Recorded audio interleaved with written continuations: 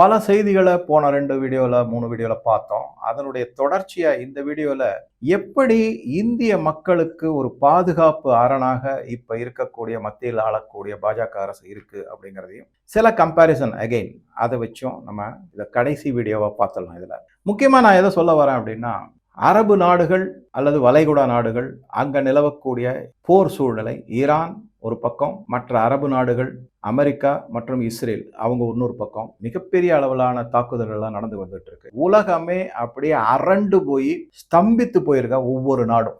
என்ன செய்யறது அப்படின்னு அவங்களால ஒரு யோசனைக்கே வர முடியாத நிலைமையில இருக்காங்க. என்ன செய்ய முடியும், எதையாவது செய்யலாமா, அந்த சிந்தனை கூட அவங்களுக்கு வர முடியாத ஒரு நிலைமையில அவங்க இருந்துட்டு இருக்கு.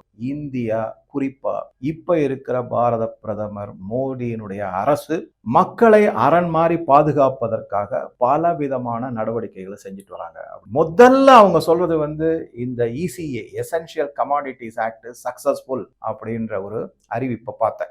எதனால அது சக்சஸ்ஃபுல் அப்படின்னா, எல்லா ஆயில் கம்பெனிகிட்டையும் 99% நான் முன்னாடியே சொன்ன மாதிரி புரோப்பேன் மற்றும் பியூட்டேனை எல்பிஜிக்கு மட்டும் பயன்படுத்தணும், வேற எதுக்கும் பயன்படுத்தக்கூடாது அப்படிங்கிற ஒரு எசென்ஷியல் கமாடிட்டிஸ் ஆக்ட் மூலமாக உறுதி செய்யப்பட்டுள்ளது. மற்ற எந்த பெட்ரோகெமிக்கல் மேனுஃபேக்சரிங் ஆக்டிவிட்டி உற்பத்தி தொழிற்சாலைகளுக்கு இந்த பியூட்டேன் மற்றும் புரோப்பேன் போகக்கூடாது அப்படிங்கிறதையும் தெள்ள தெளிவா இந்த அரசு உறுதியாக இருக்காங்க அப்படிங்கிறத பார்க்கணும். இதன் காரணமாக என்ன பண்ணியிருக்காங்க அப்படின்னா, HPCL, BPCL, அதுக்கப்புறம் IOC மற்றும் ரிலையன்ஸ் இவங்க எல்லாரும் முடுக்கி விடப்பட்டுள்ளார்கள். எவ்வளவு மேக்சிமம் LPG நீங்க உற்பத்தி செஞ்சு மக்களுக்கு எந்த விதமான தடையின்றி எந்தவித தட்டுப்பாடும் இல்லாமல் விநியோகம் செய்ய முடியுமோ அதை செய்யணும் அப்படிங்கிற உறுதியையும் இந்த அரசு எடுத்திருக்காங்க. Every drop of LPG domestic யூஸுக்கு மட்டும்தான், அதாவது குடும்ப உபயோகத்திற்கு மட்டுமே செல்ல வேண்டும் அப்படிங்கிற இதை வச்சுதான் அந்த செய்தி என்ன சொல்லுதுன்னா, எசென்ஷியல் கமாடிட்டி ஆக்ட் திறமையாக செயல்படுத்தப்பட்டுள்ளது, அதன் மூலமாக தீர்வுகள் காணப்பட்டுள்ளது அப்படிங்கிறது. மற்ற நாடுகள்லாம் முழிச்சுக்கிட்டு இருக்காங்க. சொன்னா இல்லையா, அவங்க கிட்ட அந்த மாதிரி ஒரு ஆக்ட் இருக்கான்னு தெரியாது, எசென்ஷியல் கமாடிட்டிஸ் ஆக்ட்னு ஒன்று இருக்கான்னு கூட தெரியாது. ஆக மொத்தம் அவங்க அந்த மாதிரி முழிச்சுக்கிட்டு இருக்காங்க. இந்தியா முன்னெடுப்புகளை செய்து நடவடிக்கைகளை ஈடுபட்டிருக்கு. சொல்யூஷன்ஸ் அப்படின்னு சொல்லக்கூடிய விடைகளுக்கான திசையை நோக்கி பயணிச்சுக்கிட்டு இருக்காங்க. அப்படிதான் அடுத்த கட்டமா என்ன பார்க்கறோம்னா, இந்தியா கிட்ட 74 நாட்களுக்கு போதுமான பெட்ரோல், டீசல் எல்லாம் இருக்கு. அதே மாதிரி சமையல் எரிவாயுவும் எந்த அளவுக்கு தேவையோ அந்த அளவுக்கு இருக்கு. எந்த விதமான தட்டுப்பாடும் கிடையாது. அரசியல்வாதிகளாலும் எதிர்கட்சிகளாலும், சார் நான் எதிர்கட்சின்னு சொல்லவே கூடாது, எதிரி கட்சிகளாலும், குறிப்பா ராகுல், காங்கிரஸ் அதுல இருக்கிற தலைவர்கள் இந்த மக்களை குழப்பி மீண்டும் மீண்டும் மீண்டும் தங்களுடைய ஆதரவு ஊடகங்கள் மூலமாகவும் செய்தித்தாள்கள் மூலமாகவும் டெலிவிஷன்கள் மூலமாகவும் மக்களை குழப்பி அடித்து அங்க போய் அனாவசியமா ஒரு செயற்கையான தட்டுப்பாடை உருவாக்கியுள்ளார்கள். அதாவது வதந்திய உண்மைன்னு நம்ப வச்சுட்டாங்க. அதுதான் அவங்களுடைய ஒரே சக்சஸ். ஆனா அது பிசுபிசுத்து போய் ஒரு 2-3 நாட்களோ இல்ல ஒரு வாரத்திலேயோ சீராக வந்தவுடன் மக்களே அவங்களை ஒதுக்கி தள்ளக்கூடிய நிலைமைக்கு வந்துருவாங்க. இதுல நான் மக்கள்னு சொல்றது பொதுமக்கள். ஆனா அவங்களுக்கு மிக மிக அடிவருடிகளாகவும் ஆதரவு அளிப்பவர்களாகவும் இருப்பவங்க அவங்க திருந்தவே மாட்டாங்க. அவங்க இந்த நாட்டுக்கு எதிராக தான் செயல்படுவாங்க. அது வேற ஒண்ணு 74 நாட்கள், அடுத்தது ஸ்ட்ராட்டஜிக் பெட்ரோலியம் ரிசர்வ், மூன்றாவதாக 40 நாடுகளுடைய ஒப்பந்தம், எண்ணெய், கச்சா எண்ணெய் மற்றும் கேஸ் தெரிவிப்பிருக்காங்க. அதுக்கப்புறம் ஆல்டர்னேட் ரூட், இது எல்லாமே நடவடிக்கைகளாக எடுக்கப்பட்டுள்ளன. எல்லாம் முன் யோஜனையோட. எப்ப போனாரு கயானாக்கு, யோசிச்சு பாருங்க. கயானாவுக்கு போனது ரொம்ப கிட்டத்தட்ட ஒரு வருஷத்துக்கு முன்னாடி போனது. அப்பயே போய் ஒப்பந்தம் போட்டு, எப்ப வெனிசுலால இருந்து நம்ம எண்ணெயை தெரிவிச்சோம், எப்ப ரஷ்யா கிட்ட இருந்து எண்ணெய் வாங்க ஆரம்பிச்சிடும், இதெல்லாம் யோசிச்சு பாருங்க. 3 வருஷம் 4 வருஷம் ஆயிடுச்சு யுக்ரைன் ரஷ்யா வார் ஆரம்பிச்சு. ஆனா நம்ம தைரியமா ரஷ்யா கிட்ட இருந்து அப்ப முன் யோஜனையோட வாங்கியிருக்காங்கிறது தான் முக்கியமான செய்தி நமக்கு. அதுல முக்கியமான செய்தி என்னன்னா, இந்திய மக்களுடைய நலன், ஒரு பாதுகாப்பு. அதாவது இது எப்படி சொல்லலாம்னா, ப்ரொடெக்ஷன் ரிங் அப்படிங்கிற மாதிரி சொல்லலாம். அந்த மாதிரி செஞ்சிருக்காங்க. யூரோப் கிட்ட என்ன இருக்குன்றத பார்த்தோம். 48 மணி நேரத்துக்கு மேல அவங்க கிட்ட கேஸ் கிடையாது. சிங்கப்பூர்ல என்ன சொல்றாங்க அப்படின்னா, இந்த விலையேற்றம், கச்சா எண்ணெயினுடைய விலையேற்றத்தினால 1.6% சிங்கப்பூரினுடைய பொருளாதாரம் அடிபடும், GDP அடிபடும் அப்படின்னு அந்த நாடே அறிவிச்சிருக்காங்க. அது ஒரு முக்கியமான செய்தி.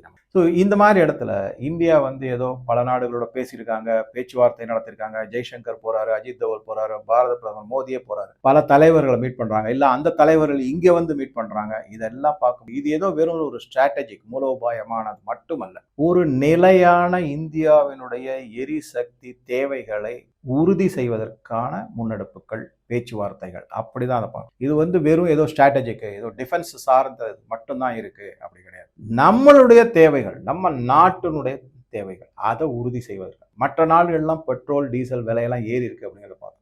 இந்தியாவில் ஏதோ இந்த சமையல் எரிவாயு மட்டும் ஒரு 60 ரூபாய் ஏற்றிருக்காங்களே தவிர பெட்ரோலும் டீசலும் அதே விலையில தான் இருக்கு. விலை ஏற்றப்படவில்லை அப்படிங்கிறது உண்மை, நம்ம எல்லாருக்குமே தெரியும். அதே மற்ற நாடுகளில் அதெல்லாம் விலையெல்லாம் ஏற்றிருக்காங்க. கண்ணாப்பண்ணான விலை ஏற்றிருக்காங்க சில நாடுகள்ல. இந்த மாதிரி இருக்கும்போது பெட்ரோல் மற்றும் டீசலுக்கு தட்டுப்பாடு கிடையாது. இது செயற்கையாக உருவாக்கப்பட்ட வதந்திகள் மூலமாக உருவாக்கப்பட்ட தட்டுப்பாடு. அதையும் நம்ம பார்க்கணும். அதே மாதிரி இந்த எல்பிஜி அது வந்து 21 நாள் 25 நாள் அப்படிங்கிற ஒரு காலக்கெடுவை தான் வச்சிருக்காங்க. அதுக்குள்ள சில ரீசன்ஸ் இருக்கு, போன வீடியோல பார்த்தோம். ஆனால் எல்பிஜி நம்மளுடைய சமையலறைக்கு கண்டிப்பாக வருகிறது, வந்து கொண்டுதான் இருக்கிறது அப்படிங்கிறதும் உண்மை. ஏதோ அப்படியே ஒண்ணுமே இல்லை, பழையபடி நம்ம சிக்கி முக்கி கல்ல வச்சு நெருப்பு உண்டாக்கி சில சுள்ளி சத்தையெல்லாம் எரிய வச்சு சாப்பாடு செய்யணும், அந்த மாதிரி கிடையாது. எல்லார் வீட்டிலையும் எல்பிஜி சிலிண்டர் கண்டிப்பாக இருக்கு. என்ன காத்திருக்கும் நேரம் ஒரு 25 நாள் ஆயிடுச்சு, அவ்வளவுதான். சரி, ஆக மொத்தம் சிலிண்டர் ரீச்சஸ் அவர் கிறிஸ்டியன், அதை மறுக்க முடியாத உண்மை. 100% அஷ்யூர்டு சப்ளை. எங்க பிஎன்ஜி, இப்போ நான் சொன்ன மாதிரி மும்பை, டெல்லி, சூரத், இப்போ சமீபத்தில் ஈரோடுலையும் நீலகிரியிலையும் பைப்டு நேச்சுரல் கேஸ் எல்லா வீடுகளுக்கும் கொடுக்க போகிறாங்க. 8,80,000 குடும்பம் அதில் பயனாளியாக இருக்க போகிறாங்க அப்படிங்கிறத மேடம் ஒரு வீடியோவில் சொல்லியிருக்காங்க. அதை தரவை பார்த்தீங்கன்னா அதில் ஃபுல் நிறைய டீட்டெயில்ஸ் இருக்குது. அவங்க வீட்டில் கூட எந்தெந்த மாதிரிலாம் யூஸ் பண்ணுறாங்கிறதெல்லாம் கூட சொல்லியிருப்பாங்க. சரி, அதே மாதிரி கம்ப்ரஸ்டு நேச்சுரல் கேஸ் சொல்லக்கூடிய சிஎன்ஜி, அது எல்லாமே வாகனங்களுக்கானது. அதுவும் 100% அஷ்யூர்டாக கிடைக்கும் அப்படிங்கிறத பார்த்துருக்கோம். சரி, அதுக்கப்புறமா என்னன்னா 80% இண்டஸ்ட்ரியல் தேவை, அதற்கான நேச்சுரல் கேஸ் அதுவும் உறுதிப்படுத்தப்பட்டது. 70% ஃபெர்டிலைசர் உற்பத்தி தொழிற்சாலைகளுக்கு அதுவும் உறுதிப்படுத்தப்பட்டது. ஏன்னா உணவுப் பொருள் தட்டுப்பாடு வரக்கூடாது. இது எல்லாமே மிகச்சிறந்த நடவடிக்கைகள், முன்னெடுப்புகள் அப்படிங்கிறது பார்க்கணும். இதுதான் ஸ்தம்பிச்சு போய் கையை பிசைஞ்சுக்கிட்டு நிக்காம நடவடிக்கைகளை ஈடுபடுறது. அதை இந்த மத்திய அரசு, இப்ப இருக்கிற பாஜக அரசு, மோடியின் தலைமையின் கீழே மிக அருமையான நடவடிக்கைகள் எடுத்துட்டு வராங்க அப்படிங்கிறத பார்க்கிறோம். சரி, அதுக்கப்புறமா என்ன அப்படின்னா government natural gas control order அப்படின்னு ஒன்று போட்டு அதன்படி என்ன பண்ணிட்டாங்கன்னா இந்த நேச்சுரல் கேஸ் வந்து தட்டுப்பாடு வராத மாதிரியும் அதை தவறான உபயோகத்திற்கு எடுத்துக்கொள்ளாத மாதிரியும் ரிங் ஃபென்சிங் அப்படின்னு அதுக்குள்ள ஒரு என்ன தேவையோ அதற்கு தேவைப்படுற மாதிரி வச்சுட்டு அதை தவிர இல்லாம வேற ஆல்டர்னேட்டிவ் சோர்சஸ், ஆல்டர்னேட்டிவ் ரூட், அதை ரெண்டையுமே கையில் எடுத்திருக்கு இந்த அரசு அப்படிங்கிற செய்தியும் வந்திருக்கு. ஆக மொத்தம் என்ன பார்க்கிறோம், சமையலறை இருட்டா இல்ல, சமையல் செய்வதற்கான சிலிண்டர் கிடைக்குது. அதே மாதிரி ஆட்டோ ரிக்ஷாக்களோ ஆட்டோமொபைல்ஸோ இந்த சிஎன்ஜி மூலமாக இயக்கப்படக்கூடிய எதுவுமே தடைப்படவில்லை, அது நிறுத்தப்படவில்லை, அதுவும் ஓடிக்கிட்டு தான் இருக்கு. அதே மாதிரி டொமஸ்டிக் பிளாக் அவுட்டோ இல்ல மேனுஃபேக்சரிங் ஹால்ட் அப்படிங்கிறதோ, அதாவது வீட்டுல எந்த விதமான தடையும் கிடையாது. உற்பத்தி தொழிற்சாலைகள் எல்லாமே தானா இயங்கிக்கிட்டு இருக்க, எல்லாமே ஒரு நார்மல் கதியில போய்கிட்டு இருக்கு அப்படிங்கிறத நம்ம பார்க்கிறோம். எங்கேயுமே தங்கு தடையின்றி ஒரு நிலைமை உருவாக்கி வைக்கப்பட்டுள்ளது. இது தற்காலிகமாக செயற்கையாக அரசியல் காழ்ப்புணர்ச்சியின் மூலமாக உருவாக்கப்பட்ட தடைகளையும் சங்கடங்களையும் இடர்பாடுகளையும் நம்ம கொஞ்சம் ஒதுக்கி வச்சுட்டு ஒரு ஹோல்சமா பார்த்தோம்னா எதுலேயுமே எந்த பிரச்சனையும் இல்லை அப்படிங்கிறது தெள தெளிவா நமக்கு தெரிய வரும். எசென்ஷியல் செக்டார் அப்படின்னாக்க அதாவது போக்குவரத்து, உணவு, அதுக்கப்புறம் இந்த ஃபெர்டிலைசர் நான் சொன்னது, இது எல்லாமே ரிங் ஃபென்ஸ் பண்ணி ப்ரொடெக்ஷன் பண்ணி இந்த நாட்டு குடிமக்களுக்கு ஒரு அரண் மாதிரி எல்லாத்தையும் அமைத்து கொடுத்துருக்காங்க. அந்த நடவடிக்கை எடுத்திருக்காங்க அப்படிங்கிறத பார்க்குறோம். இதே காங்கிரஸினுடைய ஆட்சி காலத்தில் எப்படிப்பட்ட இதெல்லாம் இருந்தது அப்படிங்கிறத பல வீடியோக்களில் சொல்லியிருக்கேன். மீண்டும் ஒரு முறை அதை நினைவு கூறுவதற்காக சொல்லப்படுவது என்னன்னா, பொருளாதாரம் பயங்கரமாக வீழ்ச்சி அடைந்தது. எந்த விதமான முன்னெடுப்பும் முன்னெச்சரிக்கை நடவடிக்கை எதுவுமே இல்லை.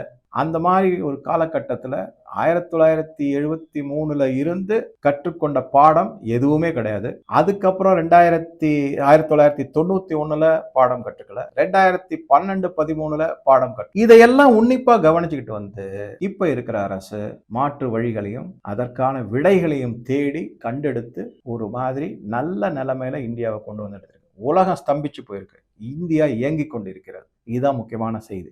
நம்ம சொல்லலாம் சார் அது இல்லை இது இல்லை, அதெல்லாம் மைக்ரோ லெவல். நான் சொல்றது மேக்ரோ லெவல். தயவு செஞ்சு ஒரு மிகப்பெரிய அளவிலான இது அப்படின்னு பார்த்தீங்கன்னா இந்தியா பாதிப்புக்கு உள்ளாகவில்லை. ஏதோ ஒரு 10 டீ கடையில் ஒரு 2 டீ கடை மூடி இருப்பாங்களா, ஒரு 4 டீ கடை மூடி இருப்பாங்க. தயவு செஞ்சு புரிஞ்சுக்கங்க. ஆனா உலக அளவில் பார்க்கும்போது மிகப்பெரிய ஆபத்துக்கு உள்ளாயிருக்காங்க, மிகப்பெரிய சங்கடத்துக்குள்ள, நெருக்கடினா அப்படி ஒரு நெருக்கடி அவங்களுக்கு எல்லாமே. அதையெல்லாம் கம்பேர் பண்ணும்போது இங்க எந்த விதமான பிரச்சனையும் இல்லை அப்படிங்கிறது தெள்ள தெளிவு. ஓகே, நல்லா தயவு செஞ்சு அந்த ஆங்கிள் பாருங்க. நான் தான் திருப்பி சொல்றேன், 3 வாரங்கள் மட்டுமே கையிருப்பு இருந்தது அந்நிய செலாவணி. இன்னைக்கு 11-12 மாதங்கள் வரை அந்நிய செலாவணி கையிருப்பாக இருக்கு அப்படிங்கிறத பார்க்கலாம். அதை தவிர இந்த ஆயில் பாண்டை பத்தி நான் தனி வீடியோவே சொல்லியிருக்கேன். அவ்வளவு பொய் சொல்லி மக்களை ஏமாத்திருக்காங்க. இதெல்லாம் தான் உங்களுக்கு சப்சிடின்னு சொல்லி அடுத்த தலைமுறையின் மேல சுமத்தப்பட்ட கடன் மற்றும் அதற்கான வட்டி 8.4% எல்லாம் வாங்கியிருக்காங்க வட்டி. ராகுல் காந்தி, இந்தியா வீழ்ந்து விட்டது, மத்திய அரசு கையாளாகாத அரசு, மோடிக்கு எதுவுமே தெரியல, அவருக்கு பொருளாதாரம் தெரியல, நிதி மேலாண்மை தெரியல, அந்நிய உறவு என்னங்கிறது தெரியல, வெளிநாட்டு உறவை பத்தி தெரியல, வர்த்தகம் எப்படி ஒப்பந்தங்கள் போடுவதுன்னு தெரியல அப்படின்னு பாராளுமன்றத்துல கூவி தீர்த்திருக்காரு. ஆனா இங்க என்னடா அப்படின்னு பார்த்தாம எல்லாமே வெளிப்படை, டிரான்ஸ்பரண்ட் டீல் எல்லாமே. அதே மாதிரி வெளிப்படையான நடவடிக்கை எடுக்கிறது எல்லாமே வெட்ட வெளிச்சமா மக்களுக்கே தெரியுது. அவருக்கு மட்டும்தான் தெரியல, ராகுல் காந்திக்கு மட்டும்தான் அது தெரியல. ஆனா கண்ணாப்பின்னு பாராளுமன்றத்துல பேசு. ஸோ டிரான்ஸ்பரண்ட்லி மேனேஜிங் த கிரைசிஸ் அப்படிங்கிற மாதிரி நம்ம படிக்கலாம். ஆங்கில பத்திரிகைகள் அப்படிதான் சொல்றாங்க. இப்ப இருக்கிற மத்திய அரசு இந்த நெருக்கடியை எப்படி மேனேஜ் பண்ணி சமாளிச்சிருக்காங்கன்னா டிரான்ஸ்பரண்டா பண்ணிருக்காங்க. எதுவும் ஒளிமறைவு ஆயில் பாண்ட் மாதிரி தகுடு தத்தம் பண்ணி பொய் சொல்லி ஒளிவு மறைவு செய்யல. நேரடியா இந்தப்பா நெருக்கடி நிலைமை, அவருக்கு ₹1 ஏத்துறான், ஆனா உங்களை ஏற்கனவே தயார் பண்ணி வச்சிருக்க வருமான வரி, ஜிஎஸ்டி எல்லாமே குறைச்சு உங்களுடைய பர்டன் குறைச்சிருக்காங்க ஆல்ரெடி. இது ஒரு சின்ன இதுதான் போர்க்கால நடவடிக்கை. அதனால இருக்கக்கூடியது. அதோட இல்லாம சப்ளை செயின் மேனேஜ்மெண்ட், அதனால இருக்கக்கூடிய நெருக்கடிகள். நீங்க அரசோட கொஞ்சம் ஒத்து போங்கன்னு ஓப்பன் அந்த மாதிரி சொல்லியிருக்காங்க. நீங்க நல்லா யோசிச்சு பாருங்க, 4 ஸ்டேட்ல இப்ப எலெக்ஷன் வருது. எலெக்ஷனுக்கு முன்னாடி எந்த மத்திய அரசாவது இந்த மாதிரி சிலிண்டர் விலையை ஏத்துவாங்களா? நல்லா யோசிச்சு பாருங்க. ஓட் பேங்க் பாலிடிக்ஸா இது? கிடையவே கிடையாது. அதனாலதான் நான் உறுதியா சொல்றேன், எலெக்ஷனுக்கு முன்னாடி தைரியமா ₹60 இல்ல ஏத்துங்க அப்படின்னா அதனுடைய காரணம் என்னன்னா வருங்கால சந்ததியினர் மேல கடன் சுமையும் வட்டி சுமையும் இருக்கக்கூடாது.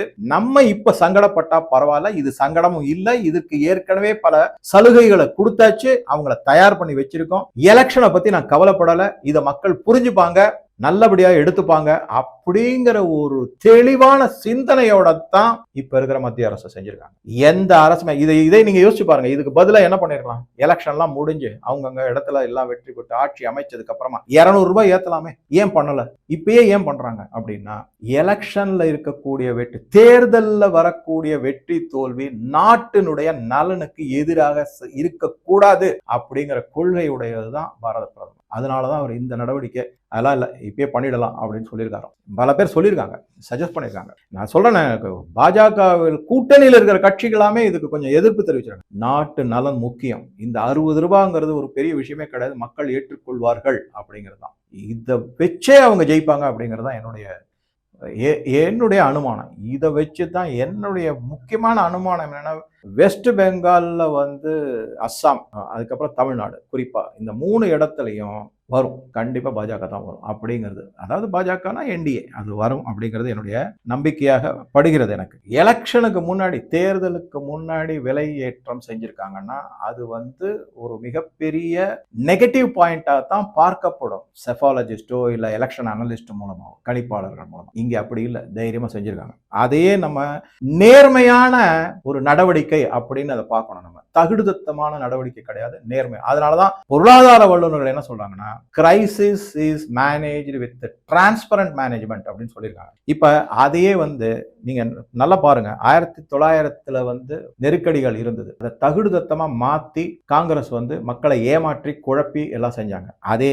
2026 அந்த மாதிரி உறுதியான நம்மளுடைய சக்தியை நிரூபிக்கக்கூடிய வகையில எடுக்கப்பட்டுள்ள முன்னெடுப்புகள், நடவடிக்கைகள் அப்படிங்கிறது பார்த்தோம். இப்ப இதுல என்ன பார்க்கிறோம் அப்படின்னா, ஒரு பக்கம் எந்த மாதிரியான ஆட்சியாளர்கள், அரசியல்வாதிகள், இப்ப நரேந்திர மோடி அவர்கள் மாதிரி இருக்கவங்க இந்த நாட்டை மீண்டு எழ வச்சிருக்காங்க. ஃப்ரெஜைல் 5 இருந்து 2014 பல விதமான முன்னேற்றங்கள் இந்த நாடு சந்திச்சு. அதுதான் ரெசிலியன்ட் இந்தியா அப்படிங்கிறது. அதே மற்ற எதிர்கட்சிகள் சோனியா காந்தி தலைமையிலயோ, கர்கே தலைமையிலயோ, இல்ல ராகுல் காந்தி தலைமையிலயோ இயங்கக்கூடிய மற்ற பல கட்சிகள் இந்த இந்தி கூட்டணி இருக்காங்க. அவங்க எல்லாமே என்ன செய்யறாங்க அப்படின்னா, இந்தியா உருப்படாது, இந்தியா வீழ்ந்து விடும், இந்தியாவுடைய பொருளாதாரம் மோசமா இருக்கு, it is a dead economy, மக்களை குழப்பி அடிச்சு அவர்களுடைய அடிப்படை நம்பிக்கையை சிதைத்து வருகிறார். ஒரு பக்கம் நம்பிக்கையை இன்னும் அதிகப்படுத்துறாங்க, அதன் மூலமா முன்னேற்றத்தை கொண்டு வராங்க.